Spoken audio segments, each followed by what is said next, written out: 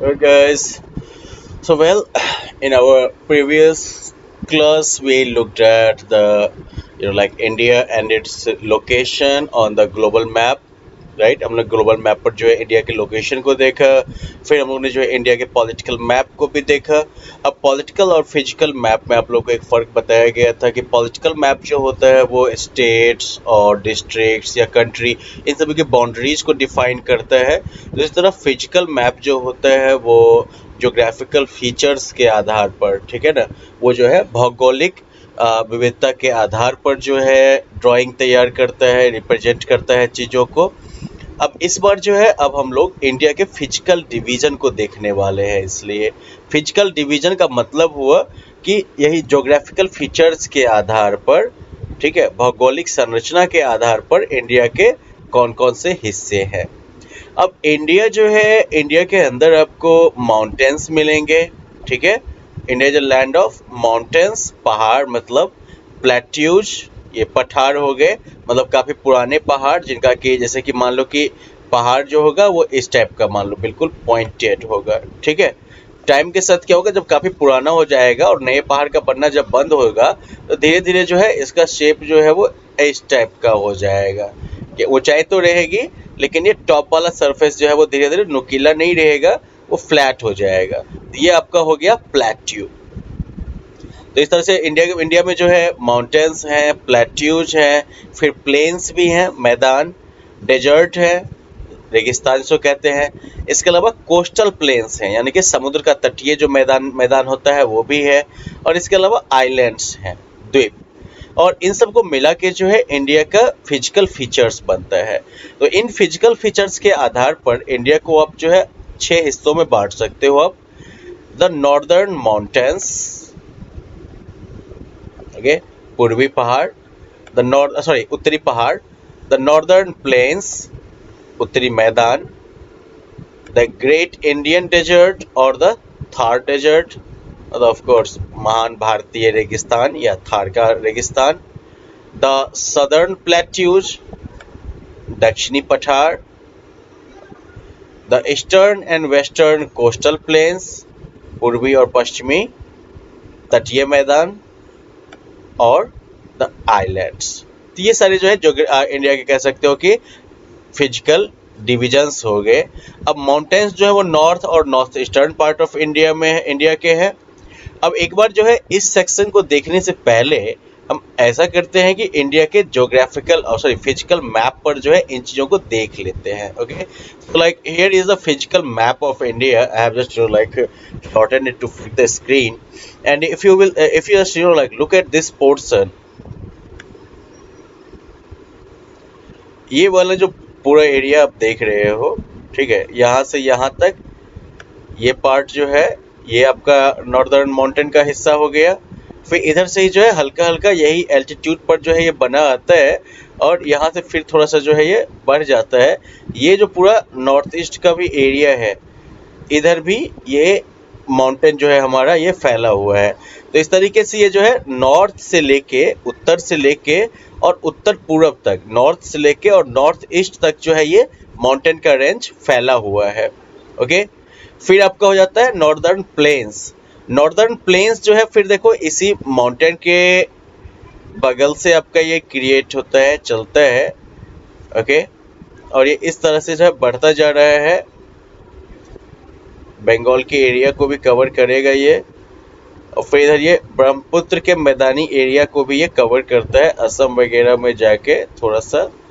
Okay, ये पूरा मिला के आपका जो है ये, इसको आप नॉर्दर्न प्लेन कहोगे इस सारे एरिया को आप। ओके, इधर ये नेपाल सबका मैदानी एरिया हो गया ये, ठीक है। तो ये पूरा जो एरिया देख रहे हो, ये पूरा जोन जो कि नॉर्थ इंडिया से लेके फिर थोड़ा बहुत जो है नॉर्थ ईस्ट तक फैला हुआ है, ये आपका नॉर्दर्न प्लेन कहलाता है। ये उत्तरी जो है मैदानी एरिया हो गया। इधर जो ये येलो रीजन आप देख रहे हो, है ना, येलो कलर का जो है थोड़ा सा ये रीजन देख रहे हो ना आप, this is the desert, third desert यही है आप हमारा, द ग्रेट इंडियन डेजर्ट। अब इसके बाद जो है हमारा कोस्टल प्लेन का जो एरिया बताया गया था, this is the coastal plain. ये जो ग्रीन वाला आप देख रहे हो इधर, कर्सर के बाई तरफ अभी तक में है ये आपका वेस्टर्न पार्ट हो गया। दिस इज द ये वेस्टर्न पार्ट हो गया क्योंकि ये इंडिया का वेस्टर्न हिस्सा है। पता है कि नहीं आपको, मैप पे ये इंडिया का वेस्टर्न हिस्सा हो गया। तो ये जो है वेस्टर्न कोस्टल प्लेन हो गया इधर, और फिर यही कोस्टल प्लेन जो है वो इधर से भी घूम के आया है इंडिया के। तो ये वाला पार्ट जो है इसे हम क्या कहेंगे, ईस्टर्न कोस्टल प्लेन। ओके, ये जो है ईस्टर्न कोस्टल प्लेन हो गया। इधर से इंडिया के वेस्ट और ईस्ट में ये कोस्टल प्लेन का एरिया हो गया आपका। फिर जो है इस बीच में ये बड़ा सा जो आप विस्तृत सा क्षेत्र ये देख रहे हो आप लोग, काफी एक्सपेंडेड एरिया है ना, this is the area of southern plateaus. ये जो है सदर्न प्लेट्यूज का एरिया है। इधर आपका कोस्टल प्लेन दोनों तरफ से, वेस्टर्न और ईस्टर्न कोस्टल प्लेन। इस तरफ जो है आपका the great desert of India या थर्ड डेजर्ट आपका हो गया। इधर जो है आपका नॉर्दर्न प्लेन्स हो गया, और इस बीच में जो ये स्पेस बच जाता है that is your southern plateau. ये जो है सदर्न प्लेट्यू का एरिया हो गया। इधर जब आप नीचे आएंगे तो यहाँ पर you can see some dots here, right? Can you notice this dots here in this area? ये लक्षद्वीप आइलैंड्स का एरिया है, और इस तरफ जो है अंडमान निकोबार का एरिया है इधर। तो ये जो है इंडिया के आइलैंड ग्रुप्स हैं, ये आइलैंड्स हैं इंडिया के। Okay, so well this is the overall physical location and feature of India. There is one more thing you should look at. एक और चीज जो कि आपको देखनी चाहिए, इंडिया के देखो इधर में पानी है, बे ऑफ बंगाल, इधर इंडियन ओशन है, ठीक है, और इस तरफ जो है आपका अरेबियन सी है। इस तरह से इंडिया के तीन तरफ तो पानी मौजूद है, राइट? इसको भी एक बार ध्यान में रख लेना। We might talk about it at some other time. अब देखो आप लोगों ने आपने जो है इन फिजिकल फीचर्स को तो देख ही लिया इंडिया के, राइट?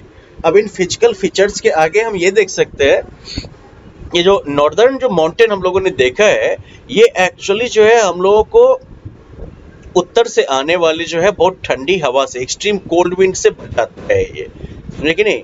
जो माउंटेन्स जो है नॉर्थ और north eastern part of India में, वो जो है फिर उससे भी जो उत्तर का एरिया है उधर से, ठीक है, बहुत ही कोल्ड विंड को आने से रोकता है। और इसके अलावा बहुत सारे जो उधर के हमारे एनिमी फोर्सेस रहे हैं उनके अगेंस्ट भी इसने जो है हमें रक्षा प्रदान की है। तो एक तरीका से वो इंडिया को जो है वो काफी ज्यादा प्रोटेक्ट करते हैं ये माउंटेन्स। जो सदर्न पार्ट ऑफ इंडिया है वो पेनिनसुला है। अभी हम लोगों ने इंडिया के फिजिकल मैप में क्या देखा कि नीचे तरफ का जो पोर्शन इंडिया का है वो क्या है, तीन तरफ से समुद्र से घिरा हुआ है ना, नीचे वाला पार्ट, तो वो जो है इसलिए पेनिनसुला कहलाता है।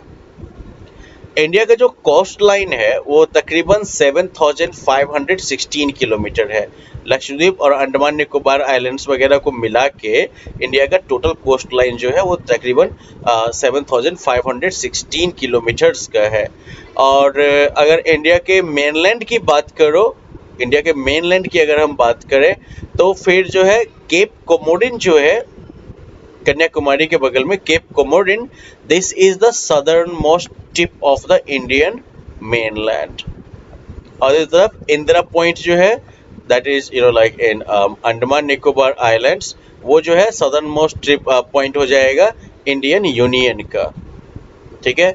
एक और फिजिकल फीचर के टर्म्स में बात, राजस्थान सबसे बड़ा स्टेट, सबसे छोटा स्टेट है गोवा।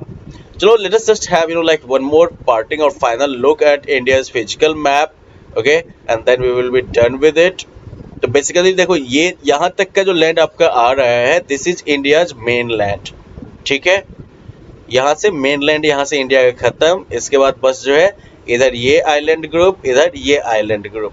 तो कभी भी अगर इंडिया के मेन लैंड का सदर्न मोस्ट पॉइंट आपसे पूछा जाएगा तो उसको जो है इधर लोकेटेड होना है, ठीक है। लेकिन अगर इंडियन यूनियन का सदर्न मोस्ट पॉइंट पूछा जाएगा कि इंडिया का सदर्न मोस्ट पॉइंट क्या होगा, तो it has to be somewhere in the Andaman right here, okay. इन सब जगहों पर ही कहीं पर जो है तब उसको होना पड़ेगा सदर्न मोस्ट पॉइंट के तौर पर। So well that is it about this chapter, and I guess you can easily approach the question answer section of this one, but if you still have any problem we can do a separate lesson on it, okay. Thanks, bye bye.